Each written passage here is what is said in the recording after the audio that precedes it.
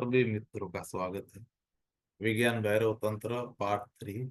और आज हम 80वें दिन में हैं। हमारा आज 80 नंबर का दिन है और पेज नंबर है 167।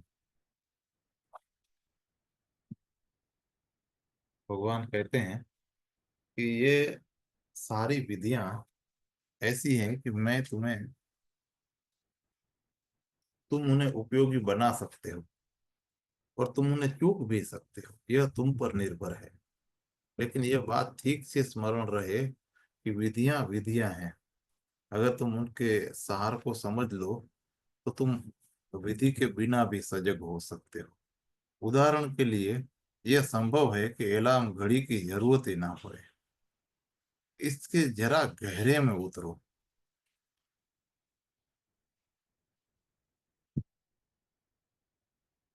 तुम्हें अलार्म की जरूरत क्यों पड़ती है? अगर तुम 3 बजे सुबह उठना चाहते हो तो तुम्हें अलार्म की जरूरत क्यों पड़ती है? क्योंकि गहरे में तुम जानते हो कि तुम अपने को धोखा दे सकते हो।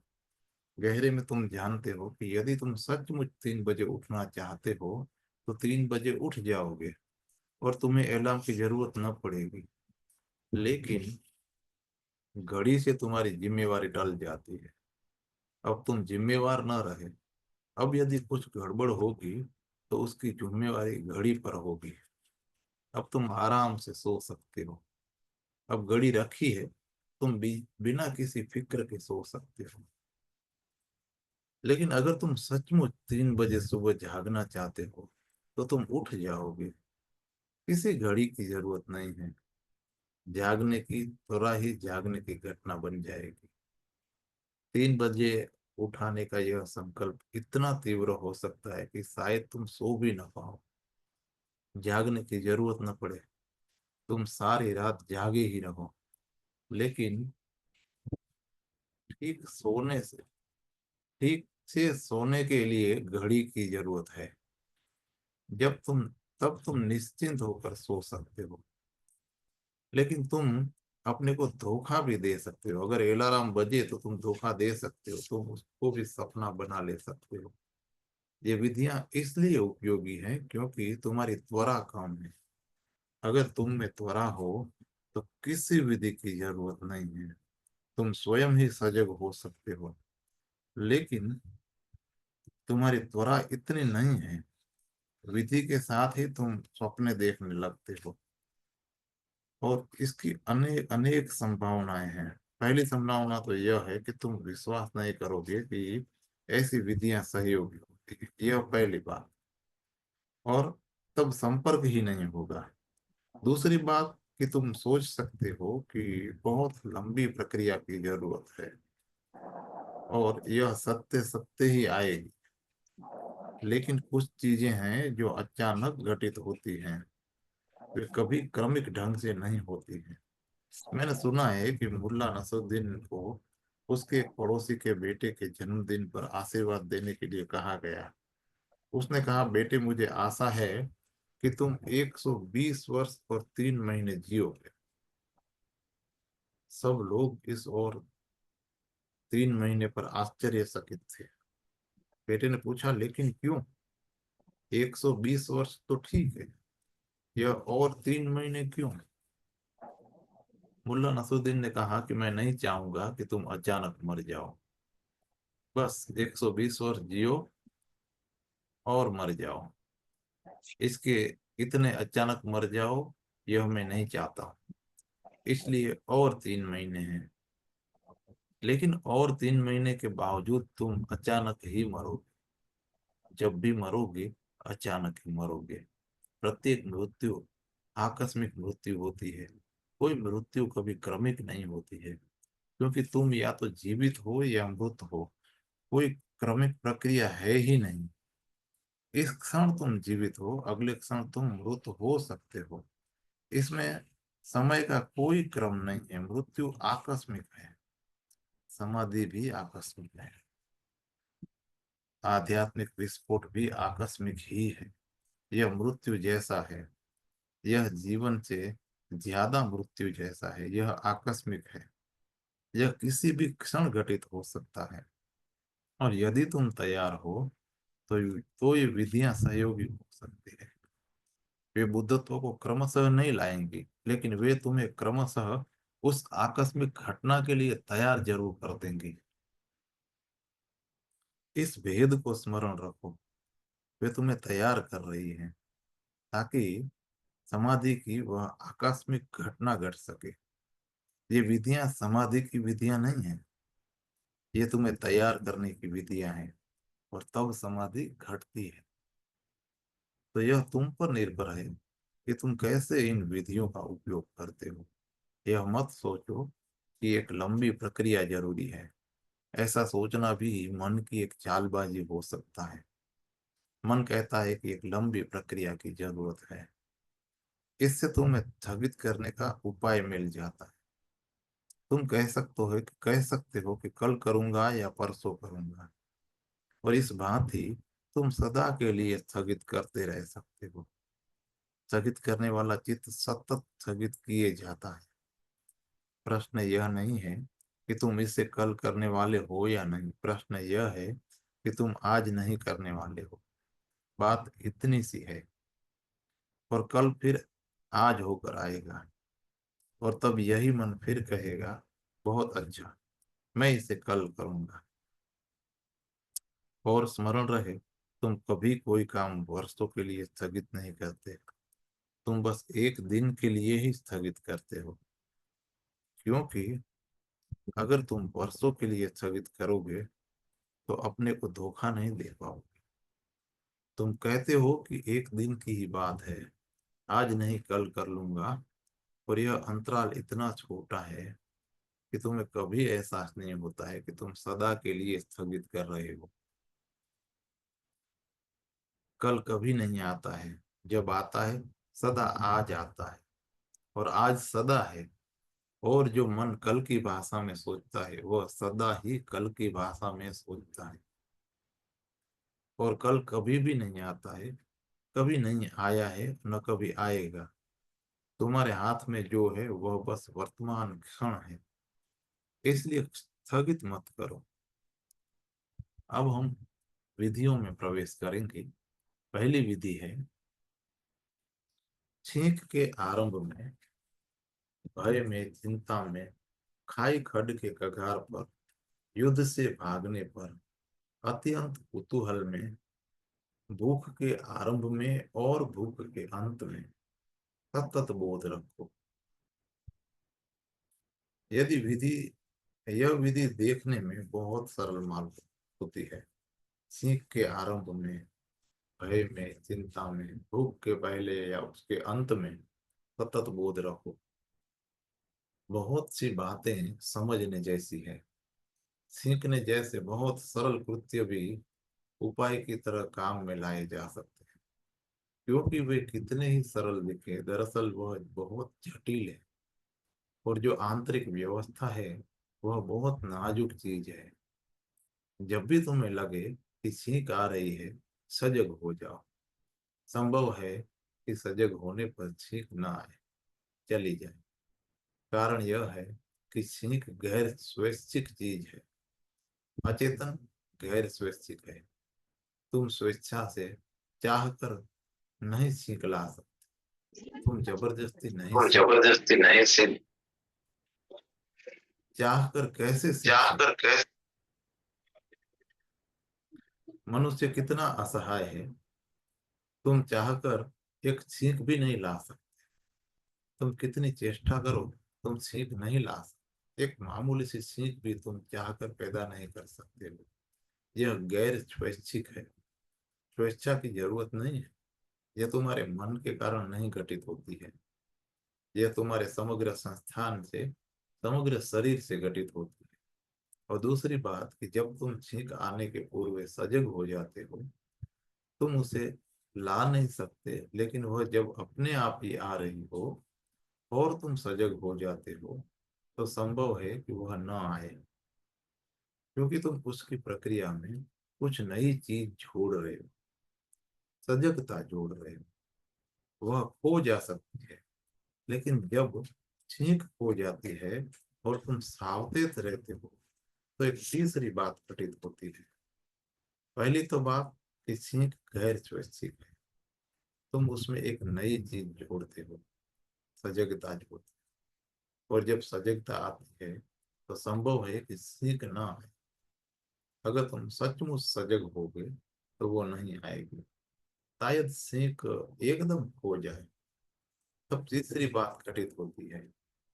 जो ऊर्जा सीख की राह से निकलने वाली थी वह अब कहाँ गई? वह ऊर्जा तुम्हारी सजगता में जुड़ जाती है। अचानक बिजली सी कौंधती है और तुम ज्यादा सावचेत हो जाते हो। जो ऊर्जा छींक बनकर बाहर निकलने जा रही थी वही ऊर्जा तुम्हारी सजगता में जुड़ जाती है और तुम अचानक अधिक सावचेत हो जाते हो। बिजली की उस कौंध में बुद्धत्व भी संभव है। और यही कारण है कि मैं कहता हूँ कि चीजें इतनी सरल हैं कि व्यर्थ मालूम पड़ती हैं। उसके द्वारा होने वाली उपलब्धियों की चर्चा असंभव सी लगती है। सिर्फ सीख के जरिए कोई बुद्ध कैसे हो सकता है? लेकिन सीख सिर्फ सीख ही नहीं है, तुम भी उसमें पूरी तरह सम्मिलित हो। तुम जो भी करते हो या तुम्हें जो भी होता है उसमें तुम भी पूरी तरह मौजूद होते हो। इसे फिर से देखो, इसका निरीक्षण करो। जब भी छींक आती है तो उसमें तुम समग्रतः होते हो, पूरे शरीर से होते हो, पूरे मन से होते हो। छींक फिर सिर्फ तुम्हारी नाक में ही नहीं घटित होती, तुम्हारे शरीर का रोआ रोआ उसमें सम्मिलित रहता है। एक सूक्ष्म कंपन, एक सूक्ष्म सिहरन पूरे शरीर पर फैल जाती है और उसके साथ पूरा शरीर एकाग्र हो जाता है। और जब सीख आ जाती है तो सारा शरीर राहत अनुभव करता है, विश्राम को अनुभव करता है। लेकिन सीख के साथ अ, सजगता रखना कठिन है। और यदि तुम उसमें सजगता जोड़ दोगे तो सीख नहीं आएगी। और यदि छींक आए तो जानना कि तुम सजग नहीं थे।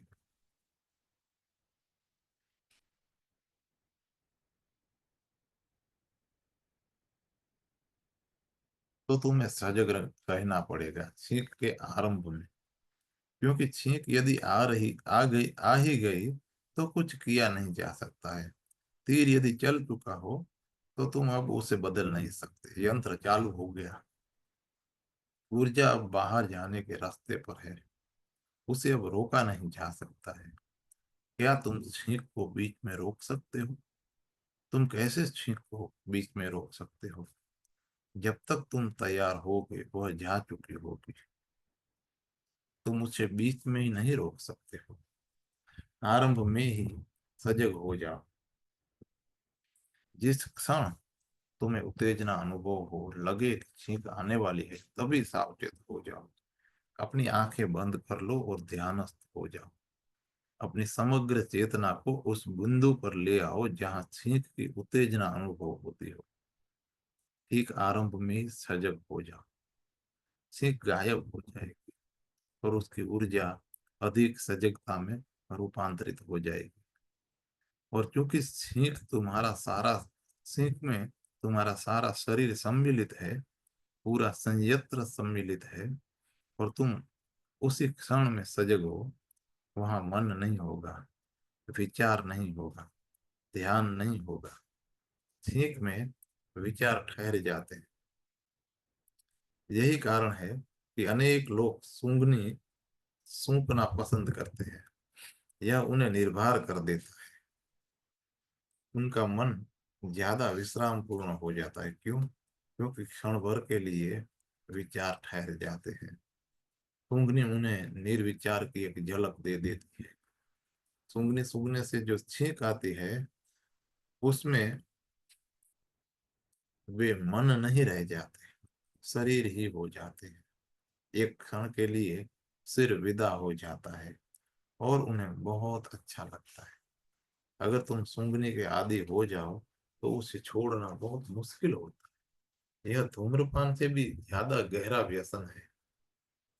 धूम्रपान उसके सामने कुछ नहीं है। छूंकनी सूंघनी ज्यादा गहरे जाती है।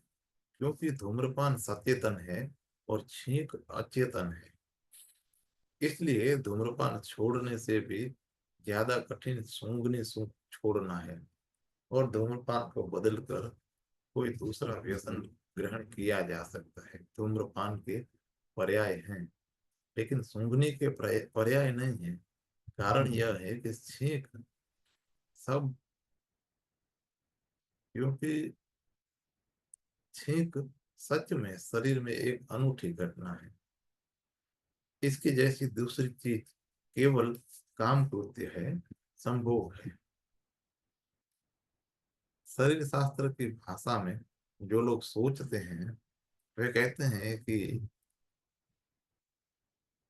कामेंद्रिय द्वारा कि संभोग जो है वह कामेंद्रिय द्वारा छींकने जैसा है और दोनों में समानता भी है। यद्यपि यह 100% सही नहीं है, क्योंकि संभोग में और भी बातें बहुत सी सम्मिलित होती हैं। लेकिन सिर्फ आरंभ में समानता भी है।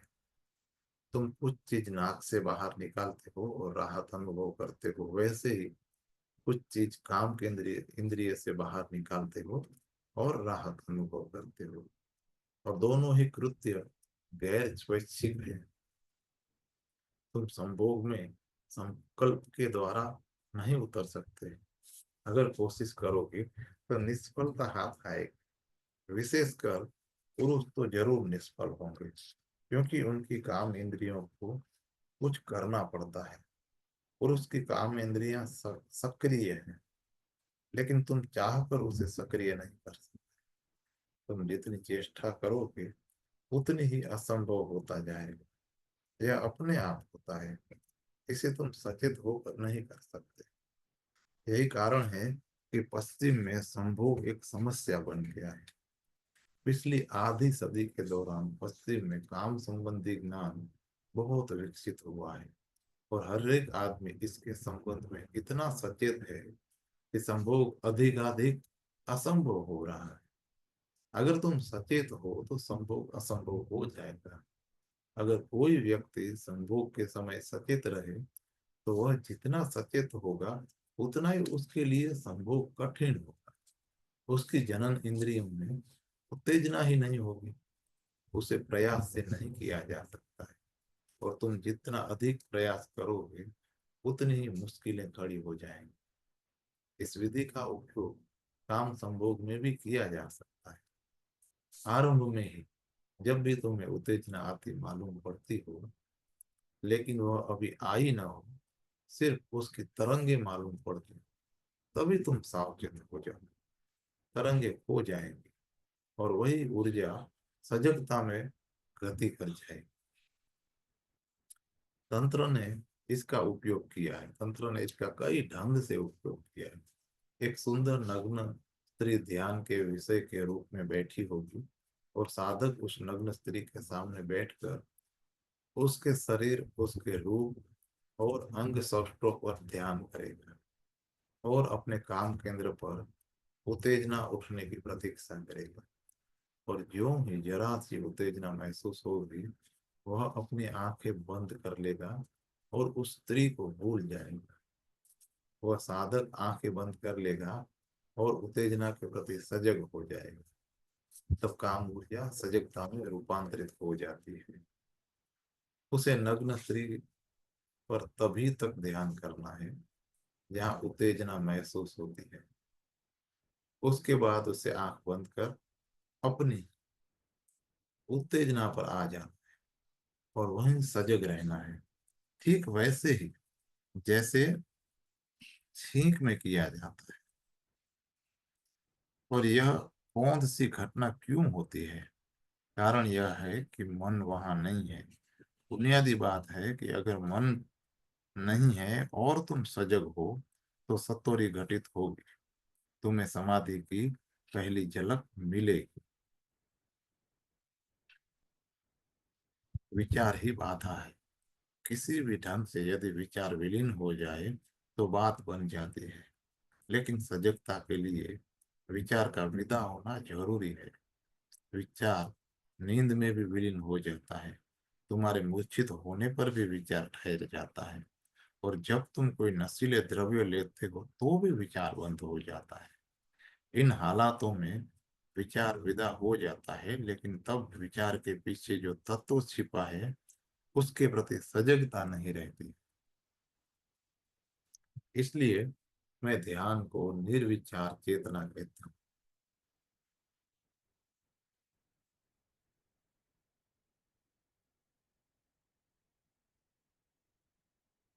तुम निर्विचार और मूर्छित एक साथ हो सकते हो, लेकिन उसका कोई मूल्य नहीं है। और तुम विचार के साथ सचेतन भी रह सकते हो, वह तुम हो ही। इन दो चीजों को, चेतना और निर्विचार को इकट्ठा करो। जब वे सम्मिलित होते हैं तो ध्यान घटित होता है, ध्यान का जन्म होता है। और तुम इसका प्रयोग छोटी छोटी चीजों के साथ भी कर सकते हो। सत्य तो यह है कि कोई भी चीज छोटी नहीं। एक सीख भी अस्तित्वगत घटना है। अस्तित्व में कुछ भी बड़ा नहीं, कुछ भी छोटा नहीं। एक नन्हा सा परमाणु भी पूरे जगत को मिटा सकता है, और वैसे ही एक छींक भी, जो एक अत्यंत छोटी चीज है, तुम्हें रूपांतरित कर सकती है। तो चीजों को छोटी बड़ी की तरह मत देखो। न कुछ बड़ा है और ना ही कुछ छोटा है। अगर तुम्हारे पास गहरे देखने की दृष्टि है तो बहुत छोटी चीजें भी महत्वपूर्ण हो जाती है। परमाणुओं के बीच ब्रह्मांड छिपे हैं, और तुम नहीं कह सकते कि परमाणु और ब्रह्मांड में कौन बड़ा है और कौन छोटा है। एक अकेला परमाणु अपने आप में ब्रह्मांड है, और बड़े से बड़ा ब्रह्मांड भी परमाणुओं से अतिरिक्त कुछ नहीं है। तो तो बड़े और छोटे की भाषा में मत सोचो, प्रयोग करो। और यह मत कहो कि सीख से क्या होगा, मैं तो जीवन भर सीखता रहा हूँ और कुछ नहीं हुआ। इस विधि का प्रयोग करो, सीख के आरंभ में, भय में। अब जब तुम भयभीत अनुभव करते हो तो भय प्रवेश करता है। जब तुम भय को प्रवेश करते देखो, ठीक उसी क्षण सजग हो जाओ, और भय विलीन हो जाएगा। बोध के साथ भय नहीं रह सकता है। जब तुम सावचेत हो तो भयभीत कैसे हो सकते हो? तुम तभी भयभीत होते हो जब होश खो देते हो। सच में कायर वह नहीं है जो डरा हुआ है। कायर वह है जो सोया हुआ है। और बहादुर वह है जो भय के क्षणों में बोध को जगा लेता है, और तब भय विदा हो जाता है। जापान में वे योद्धाओं को सजगता का प्रशिक्षण देते हैं। उनका बुनियादी प्रशिक्षण सजगता के लिए है। से सभी चीजें गौण है। तलवार चलाना, तीर धनुष चलाना, सब गौण है। जैन गुरु रिंजाई के संबंध में कहा जाता है कि वे कभी भी तीर चलाने में, तीर को ठीक निशाने पे मारने में सफल नहीं हुए। उनका तीर सदा ही चूकता रहा। वे कभी ठीक निशाने पर नहीं लगा, और वे सबसे महान धनुर्विद माने जाते हैं। तो पूछा जाता है कि रिंजाई सबसे महान धनुर्विद कैसे कहलाए, जबकि वे कभी लक्ष्य पर नहीं पहुंचे और सदा निशाना चूकते रहे। उनका तीर कभी सही निशाने पर नहीं लगा, फिर भी वे महान धनुर्विद कैसे बन कैसे माने गए, कैसे बन पाए? रिंजाई को मानने वाले कहते हैं कि अंत नहीं, आरंभ बहुत पूर्ण है। हम इसमें उत्सुक नहीं है कि तीर लक्ष्य पर पहुंच जाए। हम उसमें उत्सुक है जहां से तीर अपनी यात्रा शुरू करता है। हम रिंजाई में उत्सुक हैं। जब तीर धनुष्य से निकलता है तो वे सजग है, बस पर्याप्त है। परिणाम से कोई लेना देना नहीं। एक आदमी रिंजाई का शिष्य था। वह खुद भी बड़ा धनुर्विद था। उसका निशान कभी नहीं चूक जाता। फिर भी वह रिंजाई के पास सीखने के लिए आया। तो किसी ने उससे कहा कि तुम किससे सीखने आए हो? वह कोई गुरु नहीं है, वह तो शिष्य भी नहीं है। वह एक असफल व्यक्ति है और तुम स्वयं बड़े गुरु हो और रिंजाई से सीखने जा रहे हो।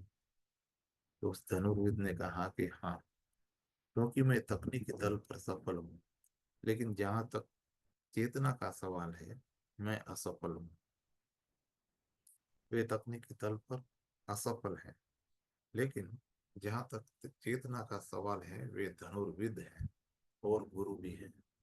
क्योंकि जब तीर धनुष को छोड़ता है, वे उस समय सजग होते हैं, और वही असली बात है। इस धनुर्विद को, जो तकनीकी रूप से कुशल था, रिंजाई के पास रहकर वर्षों धनुर्विद्या सीखनी पड़ी, और रोज उसके निशाने 100% अचूक लगते हैं। और रिंजाई उससे कहते कि नहीं, तुम असफल हो।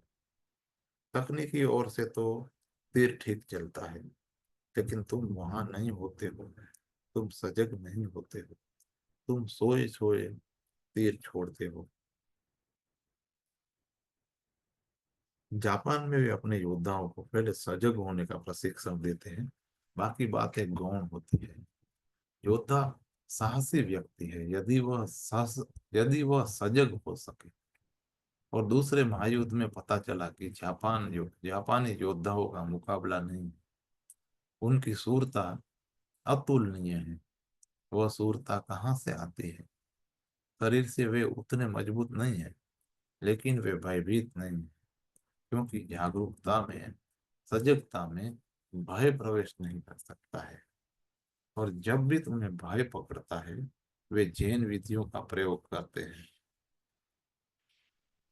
यह सूत्र कहता है कि भय में, चिंता में तुम शुरू में ही सजग रहो। जब तुम चिंता अनुभव करो, बहुत चिंताग्रस्त हो, तब इस विधि का प्रयोग करो। इसके लिए क्या करना होगा? जब साधारणतः तुम्हें चिंता घेर लेती है, तब तुम क्या करते हो? सामान्यतः क्या करते हो? तुम उसका हल ढूंढते हो, तुम उसके उपाय ढूंढते हो, लेकिन ऐसा करके तुम और भी चिंताग्रस्त हो जाते हो। तुम उपद्रव को बढ़ा लेते हो, क्योंकि विचार से चिंता का सामना नहीं हो सकता है। विचार के द्वारा उसका विसर्जन नहीं हो सकता है। कारण यह है कि विचार खुद भी एक तरह की चिंता ही है। विचार करके तुम चिंता को बढ़ाते हो। विचार के द्वारा तुम उससे बाहर नहीं आ सकते, बल्कि तुम उसके दलदल में और भी धंसते जाओगे। यह विधि कहती है कि चिंता के साथ कुछ मत करो, सिर्फ सजग हो, बस सावचेत रहो। मैं तुम्हें एक दूसरे जैन सदगुरु बोपोजू के संबंध में एक पुरानी कहानी सुनाता हूँ। वह एक गुफा में अकेला रहता था, बिल्कुल अकेला। लेकिन दिन में या कभी रात में भी वह जोरों से कहता था, बोपोजू। यह उसका अपना नाम था। और फिर वह खुद कहता था, हाँ महोदय, मैं मौजूद हूँ। और वहां कोई दूसरा नहीं होता था। उसके शिष्य उससे पूछते थे कि क्यों आप अपना ही नाम पुकारते हैं? और फिर खुद कहते कि हाँ महोदय, मैं मौजूद हूँ। बोकुजू ने कहा कि जब भी मैं विचार में डूबने लगता हूँ, तो मुझे सजग होना पड़ता है।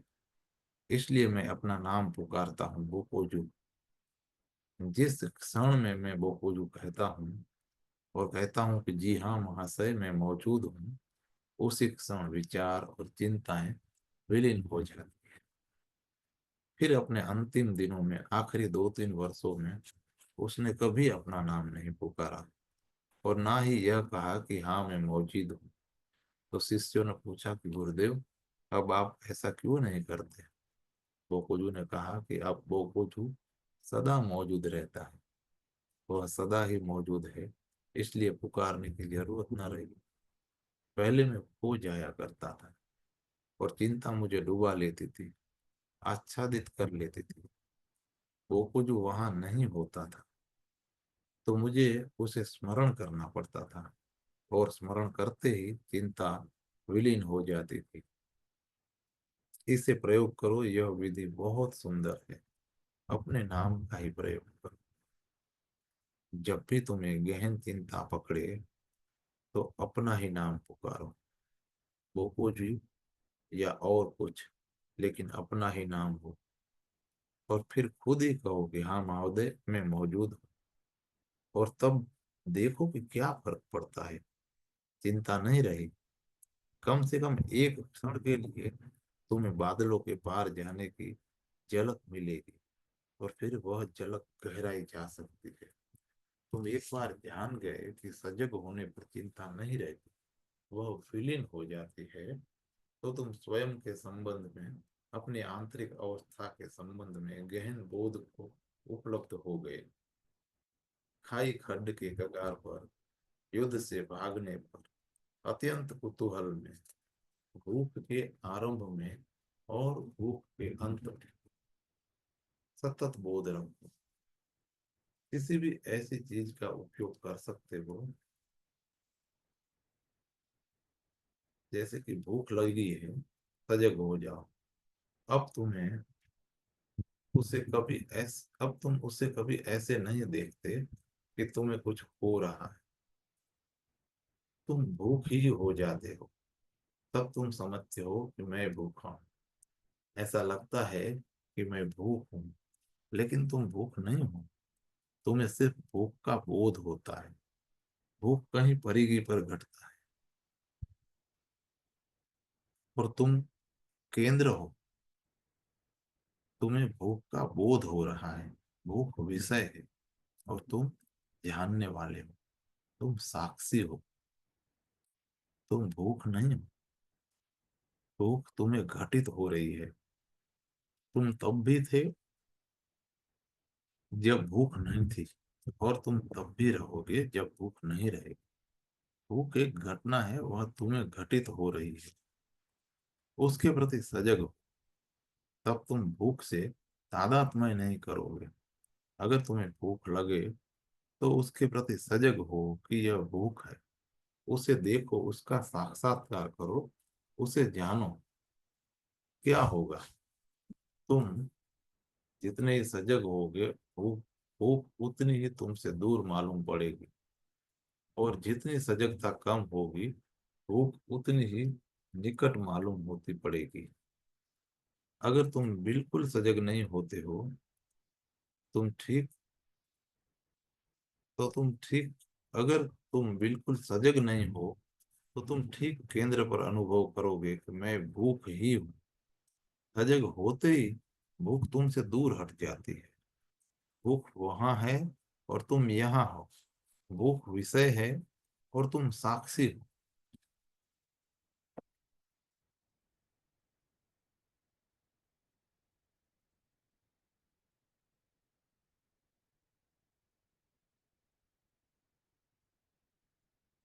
इसी विधि के लिए उपवास का उपयोग किया जाता है।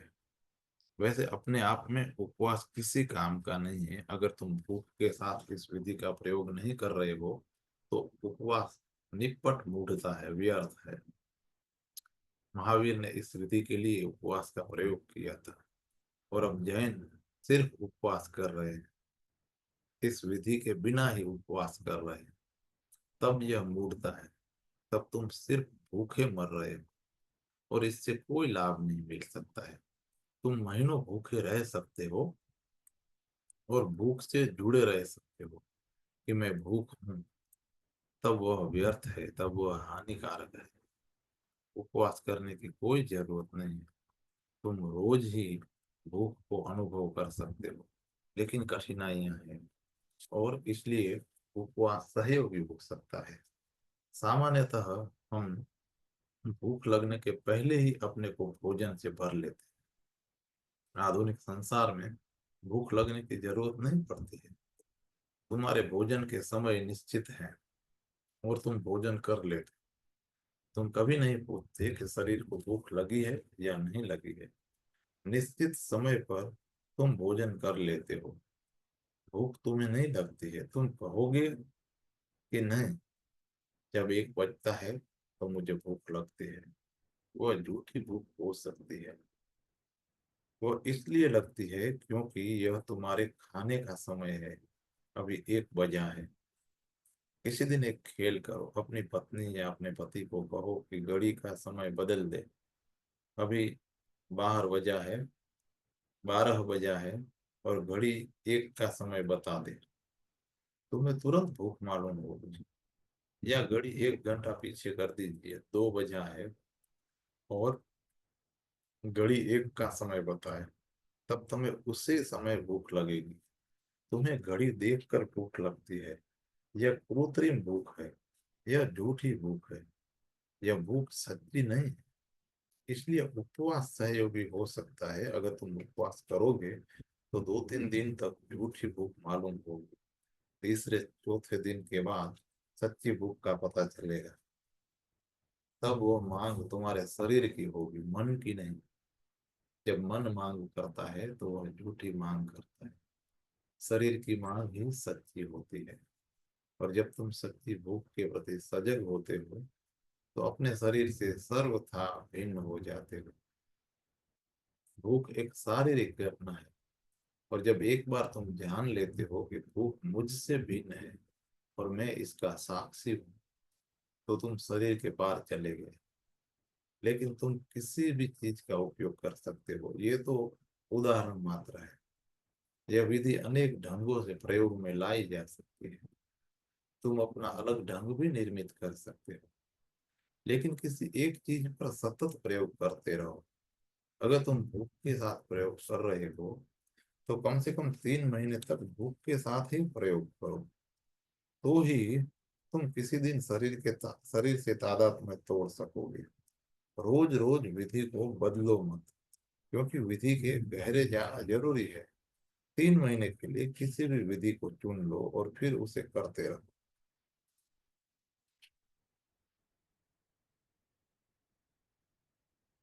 और सदा स्मरण रखो कि आरंभ में बोधपूर्ण होना है, बीच में बोधपूर्ण होना बहुत कठिन होगा। क्योंकि इस तादात्म्य के स्थापित होते ही कि मैं भूख, तुम उसे फिर नहीं बदल सको। मन के तल पर तुम बदलाहट कर सकते हो।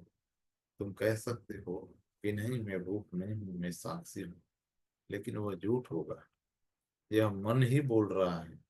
यह तुम्हारे प्राणों का अनुभव नहीं है। तो आरंभ में ही बोधपूर्ण रहने की कोशिश करो। और यह भी स्मरण रहे कि तुम्हें यह कहना नहीं है कि मैं भूख नहीं हूं। यह भी मन का धोखा देने का एक ढंग है। तुम कह सकते हो कि भूख है, लेकिन मैं भूख नहीं हूं। मैं शरीर नहीं हूँ, मैं ब्रह्म हूँ। तुम्हें कुछ भी कहना नहीं है। तुम जो भी कहोगे गलत होगा, क्योंकि तुम गलत हो। यह दोहराना कि मैं शरीर नहीं हूँ किसी काम का नहीं होगा। तुम कहते रहते हो कि मैं शरीर नहीं हूँ, क्योंकि तुम जानते हो कि मैं शरीर हूँ। अगर तुम सच ही जानते हो कि मैं शरीर नहीं हूँ, तो यह कहने की क्या जरूरत है? कोई जरूरत नहीं। यह मूढ़ता मालूम पड़ती है। तो बोधपूर्ण हो, और तब उस बोध में यह भाव प्रगाढ़ होगा कि शरीर, मैं शरीर नहीं हूँ। यह विचार नहीं होगा, यह भाव होगा। यह तुम्हारे सिर की नहीं, तुम्हारे प्राणों की अनुभूति होगी। तुम दूरी महसूस करोगे कि शरीर बहुत दूर है और मैं उससे बिल्कुल भिन्न हूँ। और दोनों के मिश्रण की संभावना ही नहीं। तुम दोनों को मिला नहीं सकते हो। शरीर शरीर है, पदार्थ है, और तुम चैतन्य हो। वे दोनों साथ रह सकते हैं, लेकिन एक दूसरों में घुल मिल नहीं सकते। उनका मिश्रण नहीं हो सकता है।